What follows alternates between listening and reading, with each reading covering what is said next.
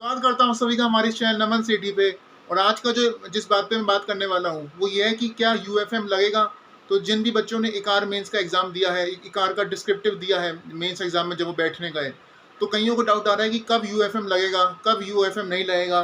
तो यूएफएम पहले होता क्या है, अनफेयर मीन्स, तो ये कब लगने वाला है और ये कब नहीं लगेगा, तो इस पर आज बात करेंगे। उससे पहले अगर हमें चैनल सब्सक्राइब नहीं किया तो आप तुरंत कर दीजिए, क्योंकि एक एग्जाम से जुड़े हुए जो भी आपकी परेशानियां आ रही हैं वो उससे रिलेटेड वीडियोस इस चैनल पे आगे से भी आती रहेंगी। तो अगर हम सब्सक्राइब नहीं किया तो कर दीजिए। अब आते हैं कि किसको यूएफएम लगेगा और किसको यूएफएम नहीं लगेगा। तो देखिए डिस्क्रिप्टिव में क्या हुआ था ना, जो फर्स्ट सेकंड 4A 4B जो क्वेश्चन थे, उधर तो डिस्क्रिप्टिव उधर तो यूएफएम लगने का कोई चक्कर है नहीं, क्योंकि उधर आपको ना कुछ अपना पर्सनल लिखना था ना कुछ लिखना था। जो सबको दिक्कत आ रही है और जो ज़्यादातर स्टूडेंट्स के डाउट आ रहे हैं वो ये आ रहे हैं कि जो थर्ड क्वेश्चन था जो जिसमें लेटर लिखना था, उसमें क्या यूएफएम लगेगा क्या नहीं लगेगा। तो सबसे पहले बात करते हैं कि इंस्ट्रक्शंस में क्या लिखा था। तो अगर आपने जो आपका आंसर बुकलेट जिसमें आपको लिखना था अपने आंसर्स, उसका आप फर्स्ट पेज का 6 पॉइंट पढ़े, तो उस पर लिखा हुआ था कि आपको कोई भी अपनी पर्सनल इन्फो नहीं देनी है। और अगर आप पर्सनल इन्फो दोगे तो फिर वो उसकी वजह से आपको यूएफएम लग सकता है। तो पहली बात तो ये हो गई। अब बात करते हैं कि लेटर में कौन सी 3 जगह है जिसको लेके स्टूडेंट्स परेशान हो रहे हैं। पहली है एड्रेस, दूसरी है सैल्यूटेशन जो आप लिखते हैं डियर सर डियर मैडम वाली, वो वाली जगह।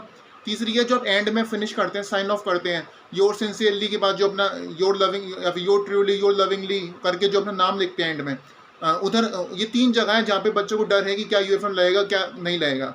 तो अब बात करते हैं, पहले मैं आपको समझाऊंगा एक एक करके इन तीनों ही सिचुएशन में कि कब यूएफएम लगेगा कब नहीं लगेगा। तो ध्यान से सुनिएगा। सबसे पहले बात करते हैं सैल्यूटेशन की, यानी कि जहाँ पे आपको लिखना होता है डियर सर डियर मैडम, तो वहाँ पे कब लगेगा यूएफएम। तो अगर वहाँ पे देखिए, अगर आपने अपना नाम लिख दिया, आपने लिख दिया जैसे मेरा नाम नमन है, तो अगर मैं लिख दिया डियर नमन, तो उस केस में मुझ पर यूएफएम लगेगा, क्योंकि आंसर शीट में बुकलेट में इंस्ट्रक्शन में दिया हुआ था कि आपको अपना पर्सनल इन्फो नहीं देना है। तो अगर मैं अपना ही नाम डियर के आगे लिख दे रहा हूँ तो यानी कि उसमें मेरे पे यूएफएम लगेगा। और एक बात जो इंस्ट्रक्शन में कही जाएगी, जो भी कॉपी चेक करेंगे उनसे, कि आप यूएफएम लगने लगाने से पहले ये देख लीजिए कि स्टूडेंट का नाम ज़रूर देख लीजिएगा। तो तभी आप मैच करोगे कि स्टूडेंट का नाम तो फर्स्ट पेज पे ही मेंशन्ड है। जब आप इंस्ट्रक्शन वाला जो पेज था उस पर आपने फर्स्ट पेज पे मेंशन किया था बुकलेट पे अपना नाम, तो जो चेक करेगा कॉपी वो ये ज़रूर चेक कर लेगा कि आपका पहले नाम क्या है और फिर उसके बाद वो कॉपी चेक करेगा। तो अगर आपका नाम नमन है और उसके बाद आपने सैल्यूटेशन में ये लिख दिया है डियर नमन, तो उस केस में आप यूएफएम ज़रूर लग सकता है। और अगर आपने डियर के बाद कुछ भी और नाम लिख दिया है, चाहे आपने कोई रियल फ्रेंड का नाम लिखा है लेकिन अलग नाम लिखा है, जैसे मैं नमन हूँ तो मैं नमन के अलावा कोई भी और नाम लिखा है, तो उस केस में मुझ पर यूएफएम नहीं लगेगा। तो अगर आपने अपने नाम के अलावा कोई भी और नाम लिखा है उधर, तो आप पे यूएफएम नहीं लगेगा।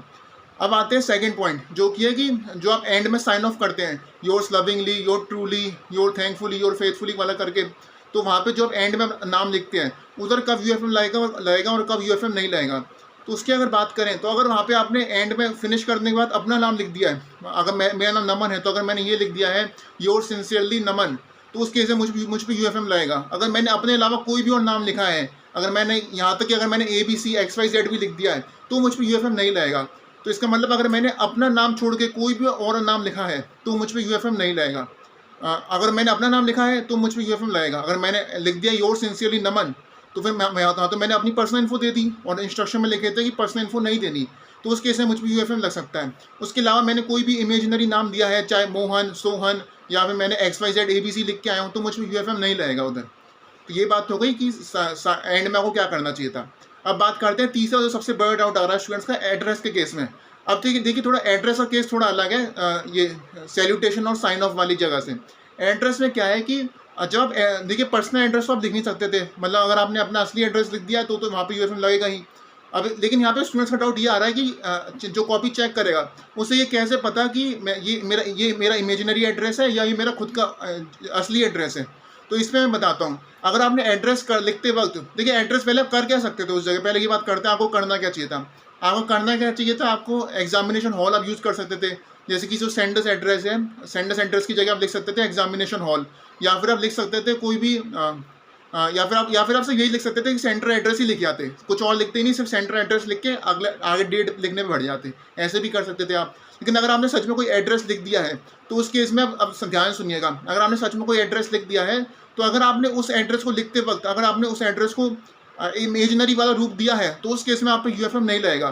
तो इमेजनरी रूप से मेरा क्या मतलब है, फॉर एग्जाम्पल जैसे पिन कोड जो होता है वो 6 डिजिट का होता है। अगर आपने वहाँ सेंटर एड्रेस को ही लिखा, मान लीजिए आपने कोई लिखा कि हाउस नंबर ये नगर है और आपने पिन कोड लिख दिया मान लीजिए 3 संख्या का, तो वहाँ पे जो कॉपी चेक करेगा उसे साफ मालूम पड़ जाएगा कि ये तो इमेजिनरी लिखा है, तो उस केस में आप बच जाओगे, उस केस में यूएफएम नहीं लगेगा।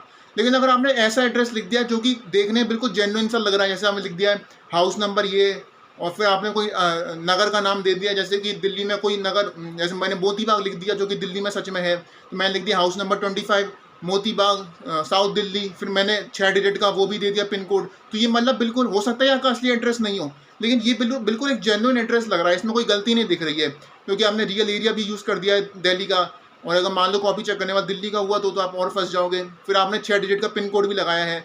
तो मेरा सिंपल कहने का मतलब ये है कि अगर आपने अपने एड्रेस को इस तरह से लिखा है कि उसे पढ़ के समझ में आ जाए कॉपी चेक करने वाले को कि ये इमेजिनरी है, तो फिर आप यूएफएम से बच जाओगे। लेकिन अगर आपका एड्रेस पूरी तरह से इस तरह से लिखा हुआ है कि वो जेन्युइन लग रहा है बहुत ज़्यादा पढ़ने में ही, तो फिर वहाँ पे यूएफएम लगने के बहुत ज़्यादा चांसेस हो सकते हैं। और मान लीजिए जैसे आपने यूएफएम जैसे आपने अगर आप ये भी कर सकते थे कि आप एड्रेस में ABCXYZ यूज़ कर देते, जैसे आप लिखते हाउस नंबर 25 ABC सिटी और फिर पिन कोड लिख देते, तो वहाँ पे ABC सिटी आ गया, तो वहाँ इमेजनरी बन गया वो, तो वहाँ पे यूएफएम नहीं लगेगा। लेकिन आपने पूरा बिल्कुल एक जेन्युइन सा एड्रेस लिख दिया जो कि देखने में बिल्कुल जेन्युइन लग रहा है, बिल्कुल रियल लग रहा है, तो चाहे वो आपका रियल एड्रेस नहीं हो, पर क्योंकि वो देखने में इतना जेन्युइन लग रहा है इसलिए वहाँ पे यूएफएम लग सकता है। तो ये है ये मैंने पूरा शॉर्ट से कम समय में आपको समझाने की कोशिश करी कि कब यूएफएम लग सकता है, कब यूएफएम नहीं लगेगा।